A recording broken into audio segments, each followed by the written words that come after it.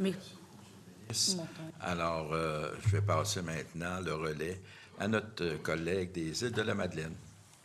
Merci beaucoup, Monsieur le Président. On a 17 minutes, quelques secondes, je crois. J'aimerais aborder la question du tableau de bord.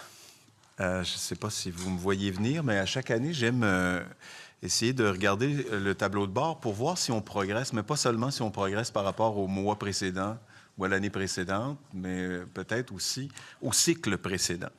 Et je vous ai posé la question pendant les crédits provisoires sur l'attente en santé mentale et comment réconcilier les chiffres qui sont présentés dans le tableau de bord avec la cible du plan stratégique qui, elle, parle d'un tout autre ordre de choses, c'est-à-dire que dans le tableau de bord, vous venez de mentionner d'ailleurs que la liste d'attente pour les services de première ligne avait diminué, effectivement, par rapport à l'année passée, à 12 228 selon le tableau de bord actuellement. C'était 15 890 il y a un an.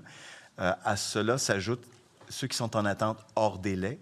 On parle de 6 400. Donc, grosso modo, il y a 18 000 personnes qui sont en attente. Pardon? Les 6 000 sont inclus dans le 12 000. Ils sont inclus dans le 12 000? Oui. Donc, ils sont inclus dans le 12 000. Ce n'est pas la compréhension que j'en avais, mais si vous me le dites, je vais le prendre pour acquis. C'est vraiment le cas? Parce qu'on a deux tableaux différents.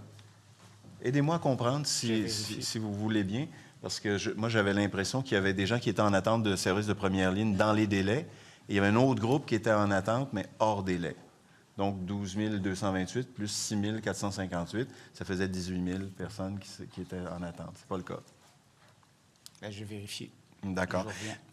Mais de toute façon, je veux quand même soulever le fait que on a un tableau de bord avec des indicateurs, mais pas de cible à atteindre, alors que dans le cycle précédent, c'est-à-dire dans le plan stratégique 2019-2023, on avait des cibles. Puis je veux quand même les rappeler, parce qu'à l'époque, on avait quelque chose comme 15 000 personnes en attente, 15 300, on parle de 2019.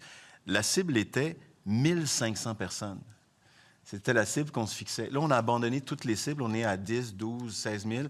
Et puis, c'est comme si on avait banalisé le fait qu'il y avait des gens qui étaient en attente, alors qu'à l'époque, on voulait réduire cette liste-là pour avoir des services courants qui soient accessibles. Là, maintenant, on a essentiellement accepté que ça fluctue, mais on n'a pas de point de repère à savoir si on améliore vraiment les choses ou pas. Et si on faisait un parallèle avec, par exemple, le domaine de la santé élargie avec les interventions chirurgicales, les listes de gens qui sont en attente et celles qui sont en attente de plus de 6 mois, mais on a des chiffres, puis on voit si ça fluctue. Et il y a même des cibles qui sont fixées par votre collègue, le ministre de la Santé.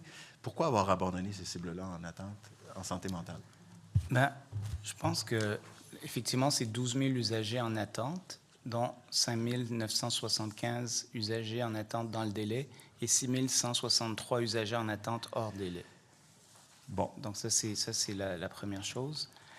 Il faut voir que post-pandémie, là, on a eu une explosion de la demande en santé mentale. Et ça a eu un impact majeur là, sur les listes d'attente.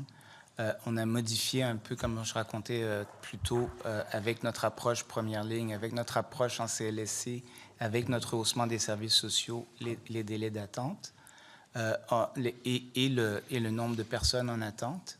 Nous, ce qu'on vise, c'est vraiment de diminuer le plus possible ceux qui sont en attente hors délai, les hors délai étant 30 jours d'accès.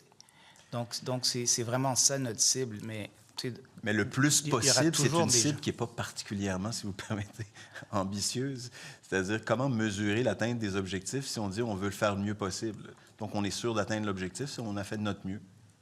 Bien, c'est sûr que nous, on veut... Idéalement, il n'y aurait personne en attente hors délai. Mais il y aura toujours des gens en attente, parce que les demandes de consultation se génèrent de façon quotidienne à l'heure. Donc, vraiment, si on avait une cible à établir, puis ça, on peut regarder ça avec les équipes, ce serait une cible hors délai. Et ça, on peut travailler là-dessus. Là. Ça, je n'ai pas d'enjeu. Mais moi j'aimerais quand même faire ce souhait-là.